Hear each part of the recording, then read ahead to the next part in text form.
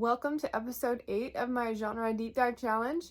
Voted on by my patrons, this is a challenge we're running quarterly, and the focus this time is genres you want to spend more time on that you feel like you've been neglecting. I chose sci-fi, kind of a cop-out because I really haven't been neglecting it a lot, but I definitely wouldn't have read quite as many titles as I have if not for this challenge. I did a tally, and even though this is episode 8, I've actually read 11 books for the challenge so far, which is awesome, and I have plans to read at least 4 more before the quarter is out. I have 4 more videos planned for official reports on those titles, and then the 13th video will be kind of a ranking recap, where we will figure out just how good my reading experience has been throughout this project. At the end of my last deep dive video, I picked from a bucket, and the title that won, The Last Command by Timothy Zahn. And then in tandem with that, I was also going to read Unexploded Remnants by Elaine Gallagher. Let's talk Unexploded Remnants first because I have a whole thing that I want to go over with Star Wars, like reading plans and whatnot. This is a little novella published by Tor.com, the same people who bring you Murderbot and the Wayward Children series. Really getting into those little short snippet stories. This is one of those expansive universe stories where humanity has basically been wiped out, but there are a whole bunch of other alien species, but we got one left. And this main character specializes in finding relics and then turning them for a profit. So that's kind of the basis. I like the flow of the writing. I like the creature creation. I like the momentum. Pretty good dialogue. The whole thing felt kind of wrapped up in a neat little bow for me. But seeing as it's novella length, you really don't have a lot of time to dig into some of the things and to make it more complicated. I get that. I have read a couple of novellas that really knocked my socks off, but for the most part, I prefer longer stories. I feel like I usually don't have enough. By the time I get invested, the story is over, and so I really don't have enough time with them. But I enjoy the concepts, and with stories like Murderbot, at least you know there's a continuation coming. I have no idea if there's a continuation here, but I thought the ideas were cool. There was some interesting character exploration. I really liked the author's voice, and I would definitely be open to picking up more. And as a whole, it was a nicely packaged little story with a great cover. Honestly, I probably wouldn't have picked it up had that cover not caught my eye. I am landing at a 3 out of 5 stars, and if you'd like yourself a little snack of a sci-fi, this would be a great pick. Other books you might like, I was thinking of stories with maybe kind of similar main characters, lots of technological advancements, and some really fun alien interactions. So if you liked Unexploded Remnants, you might also like Becky Chambers' work, A Long Way to a Small Angry Planet. This series is not for everyone. It kind of meanders a bit. It's not about the plot, it's about the character exploration. And this first book does have a lot more of a backbone than books 2 and 3. I haven't made it to book 4 yet, but I really love the essence. This is one of those vibes books that makes you feel good. And I don't know that I would have described Unexploded Remnants as a feel-good sci-fi, but it had some of the similar essence of story.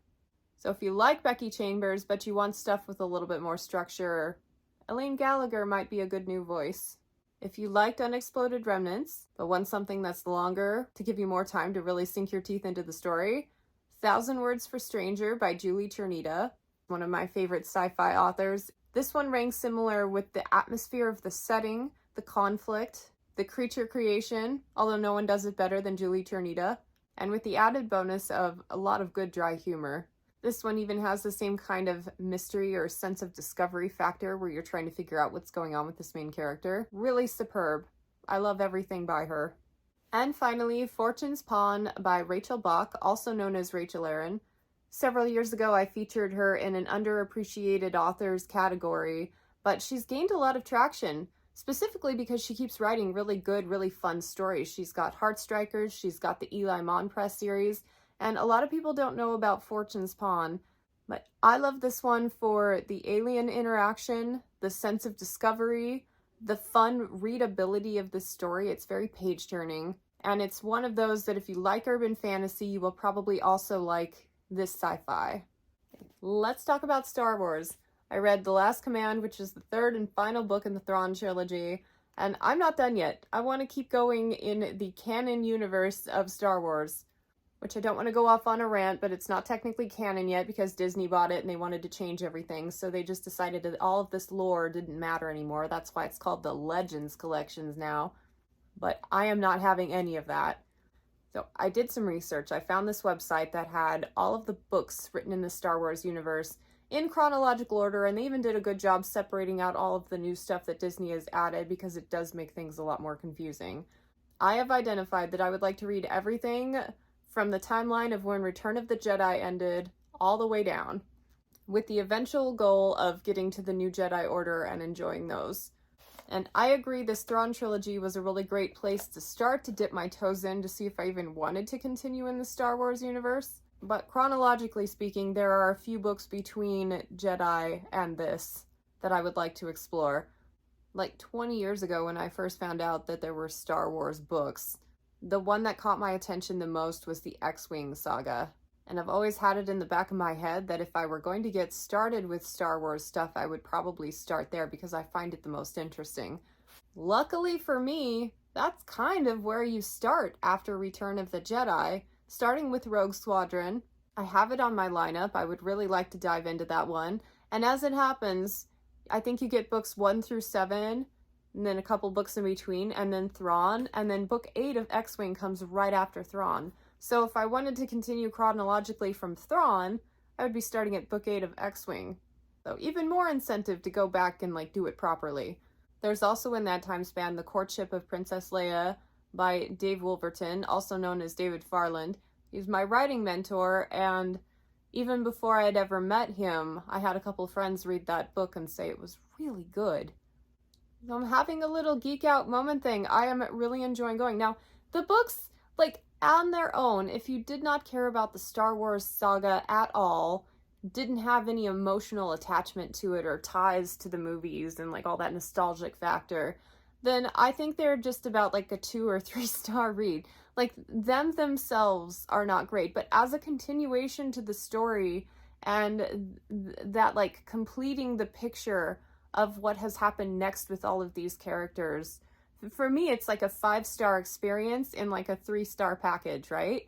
And so I'm having so much fun with this and can't wait to continue on. But don't pick up Thrawn if you're really not into Star Wars and expect it to be as amazing as I'm making it sound like it is.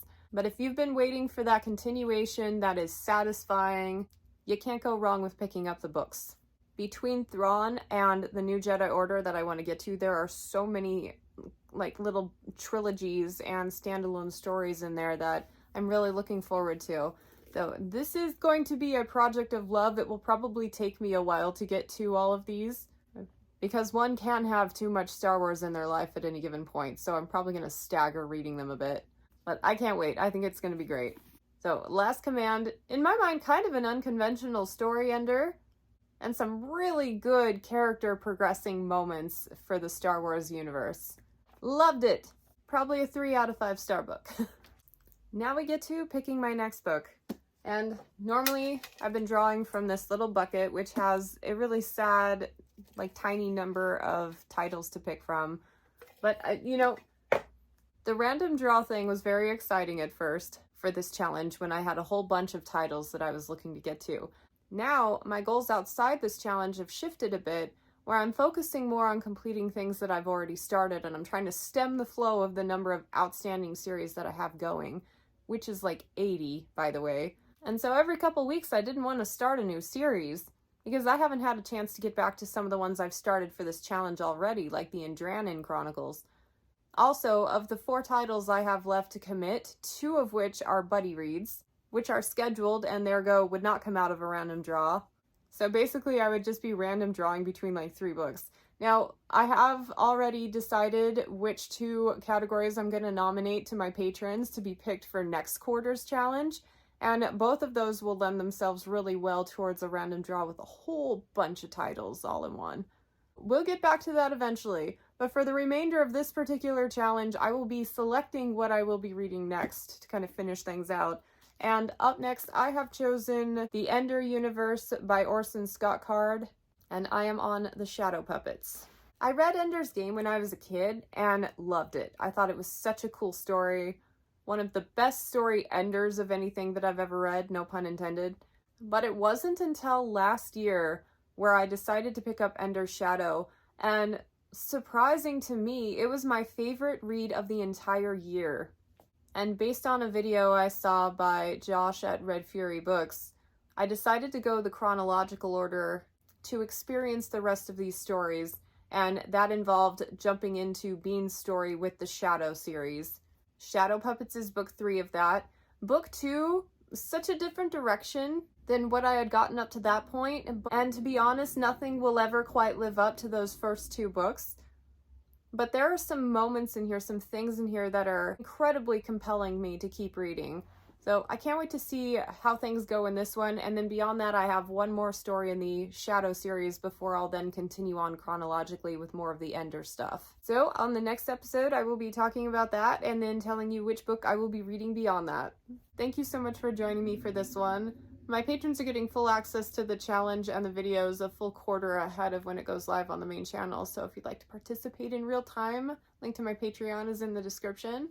Subscribe if you haven't already, and I will catch you on the next one. Bye.